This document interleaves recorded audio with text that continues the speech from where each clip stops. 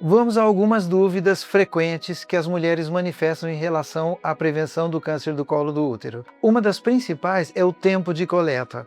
Como esse novo exame, o PCR-HPV, é um exame muito mais apurado, que aumenta inclusive em cerca de 30% a sensibilidade diagnóstica do exame, caso ele esteja normal, cada exame deve ser repetido cada 5 anos. Uma das dúvidas mais comuns aqui no meu consultório com as pacientes é quando vem um resultado positivo para HPV ou uma alteração citopatológica no Papa Nicolau. E as pacientes querem saber se foram traídas. Isso é uma questão muito complicada. O HPV ele pode ficar incubado dentro das nossas células por muitos anos e se manifestar depois quando a imunidade baixa por alguma razão, que a gente ainda não consegue identificar. Então não é possível afirmar que a paciente foi traída, que esse contato com o vírus pela primeira vez aconteceu num período de tempo muito próximo ao diagnóstico. Como é um vírus muito prevalente, a maioria das pessoas não manifesta sintoma nem lesões. E isso tem que ficar claro, porque a pessoa acha que se ela teve contato com o vírus HPV,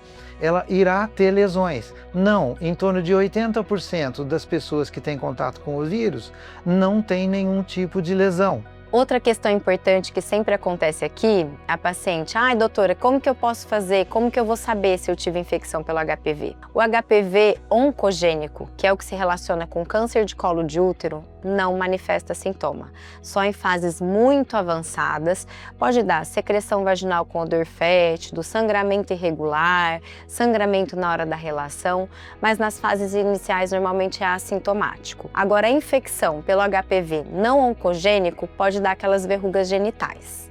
Esse HPV que dá a verruga não é o relacionado com câncer de colo de útero. Em relação à prevenção, há outro ponto que nós não podemos deixar de abordar, que é a vacinação contra o HPV. Nós temos 2 tipos de vacina contra o HPV, uma que protege contra 4 vírus e outra que protege contra 9 vírus. Existe a de 4 vírus disponível na rede pública para mulheres e homens de 9 a 19 anos de idade. Lembrando que os meninos também devem ser vacinados, de preferência sempre antes da primeira relação sexual.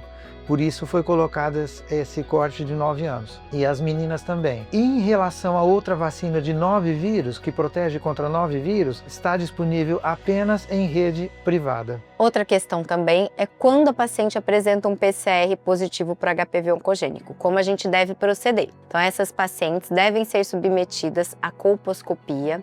Caso seja visualizada alguma alteração importante, alguma área alterada, a gente faz a biópsia e, a depender do resultado dessa biópsia, essa paciente vai manter o segmento ou a gente vai precisar fazer algum outro procedimento nela. O principal objetivo do exame, por isso que ele chama preventivo do câncer do colo do útero, seria detectar essas lesões antes que elas se tornem um câncer avançado, uma lesão mais perigosa, mais avançada, na qual seria necessária uma cirurgia mais ampla. Uma questão que aparece aqui no consultório às vezes é relacionada ao segmento da paciente que fez um PCR negativo. Essa paciente pode repetir o exame a cada 5 anos, mas a consulta ginecológica de rotina deve manter-se anual. E ele não exclui a necessidade de realização do Papa Nicolau. É um exame que é feito a partir da coleta do material cervical, assim como o Papa Nicolau. Não é um exame de sangue, como algumas pacientes já perguntaram também. Em alguns casos, esse segmento muda para 3 anos. Tanto o Papa Nicolau como o PCR-HPV são colhidos com um tipo de espátula na parte externa, aqui do colo do útero, e um outro tipo de coletor, que é uma escovinha, na parte interna, porque na parte interna do colo do útero podem haver lesões também, isso precisa ficar claro. A informação é uma das principais ferramentas de prevenção. E o acompanhamento ginecológico regular anual continua sendo fundamental para cuidar da sua saúde. Converse com o ginecologista e saiba mais sobre o PCR-HPV.